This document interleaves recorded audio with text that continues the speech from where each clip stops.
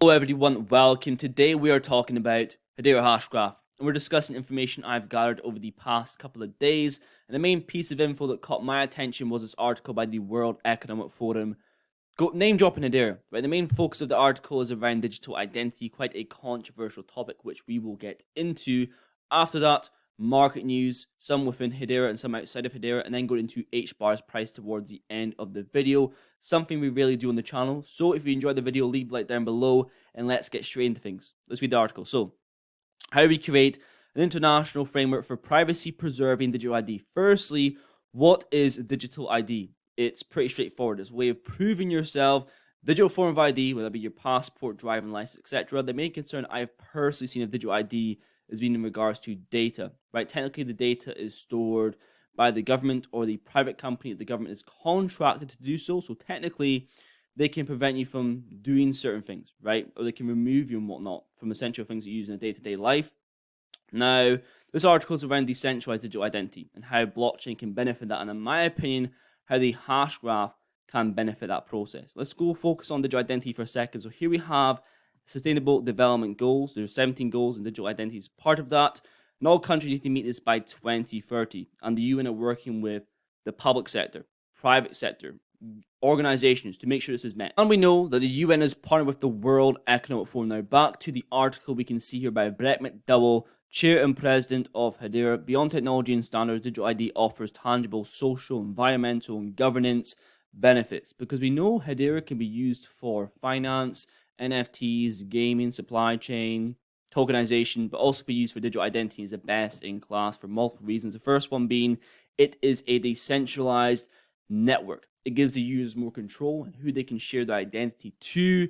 Number two, Hedera Consensus Service. It can support high volume identity use cases. And number three, open standards. Hedera's credentials follow the decentralized and verifiable standards. I'm now going to the Hedera mention. We can see last year Envision Blockchain launched the Guardian, an open source solution that provides full discoverability and traceability of environmental, social, and governance assets on the Hedera network. So could we see the World Economic Forum choose Hedera to run digital ID infrastructure? Right, this would be huge from an investment perspective for you, I'm guessing, the HBAR holder, if you're watching this video, for multiple reasons. The first one being, when we look at their annual events, what sort of, net worth individuals are going, right? 119 billionaires, 53 heads of state. The annual membership cost is between $62,000 and $620,000 each year, right? We ain't messing about. When we look towards digital identity as well, it's predicted to be around 70 billion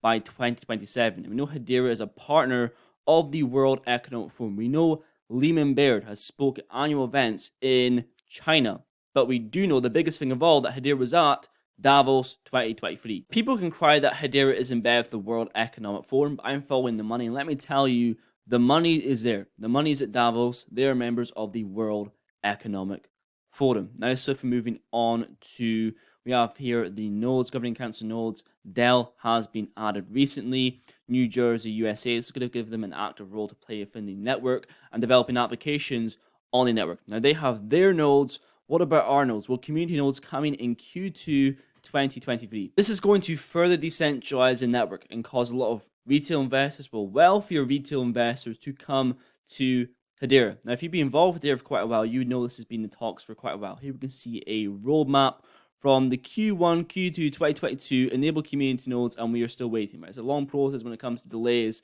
and adding validators and whatnot, but Q2 2023, enabling community nodes. The people who run these nodes will receive rewards from the no-fee payments. You probably noticed I said wealthy retail investor or wealthier retail investor, right? Enabling community nodes. The requirements, you're going to need a powerful, new, high-spec computer, and you're going to need a lot of HBAR, right? Probably in the million plus sort of range. For reference, 1 million HBAR is worth $68,000 worth, and it'll probably even be more than that. So, staking is the best alternative for that. Still earn APY on your HBAR. Swiftly moving on to the Hedera Hashgraph leaderboard. Sort of a rich list, not really. Top 500, we can see a couple in the billion range. We can see top 100 is going to be 84 million HBAR. For reference, again, $1,068,000 worth. That is insane. Then moving all the way down to being the top 500, you need 3.6 million HBAR. We can also see here the TPS skyrocketing once again. When I first clicked on this, is around 1,400 TPS. Absolutely insane. People were complaining, not complaining, but just raising the concern a couple days ago, a couple weeks ago, and that we're pretty low in TPS, right? I think 150, 200. You know, it really puts in perspective. If that is low, look at what we were at before. You know, in the future, when there's more use cases live, aside Atma.io, you know, 1,000 will be low, 2,000 will be low. The standard for Hedera is going up and up and up. This is obviously mainly due recently to more funding to the Atma.io account. I think they're halfway through the grant. Obviously, we always speak about when they run out of those funds, when they're buying on the open market or using their own funds. That'll be very interesting when it plays into the HBAR price. Now moving on to the last piece of info before we talk about price. Doge is pumping. Twitter logo is changed to Doge, and the price was pumping up there to 10 cents, 25% of what we are right now. So we're down to 9 cents. Good trading opportunities when it comes to volatility of Doge. If you are a regular viewer of the channel, you would know I do not hate Dogecoin. I actually quite like Dogecoin. Right, I've said in my crypto tier list made 2 months ago, I put it on high C tier, above Solana, above Bitcoin Cash, and above Ethereum Classic. I think out of the meme coins, it's the only viable investment, and for multiple reasons. Right, one, it's the OG meme coin. It has a place, and it has its place at 8th position, which is now. Also, it has no inherent utility, but its utility is Elon Musk and its character and who he is. Obviously, an inclination being of that, you know, the Twitter logo is now Doge. We look at towards this new X platform which is coming out.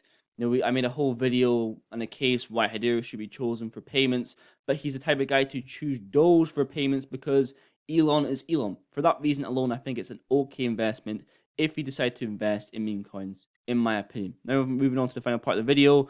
HBAR, we're not talking about price at all. The price goes up, the price goes down. I'm not really too focused. I have a very long-term mindset. I do not believe prices are going to move drastically into 2024.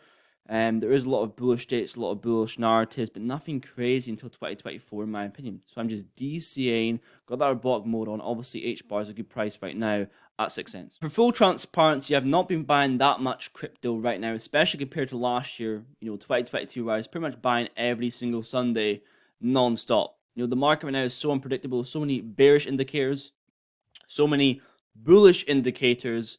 I'm sort of, you know, sitting back and chipping away. Now we look towards Michael Burry here, for example. If you know his story, you've seen The Big Short, you walk away from that movie thinking this guy's an absolute genius. Well, he is a genius, but, you know, he's predicted that. What else can he predict going forward? And since then, he's gotten a lot of things wrong. Not to discredit his success. This guy is a genius, but even recently he tweeted, I shouldn't have said sell when he said, tweeted sell. I can't remember when he exactly did that.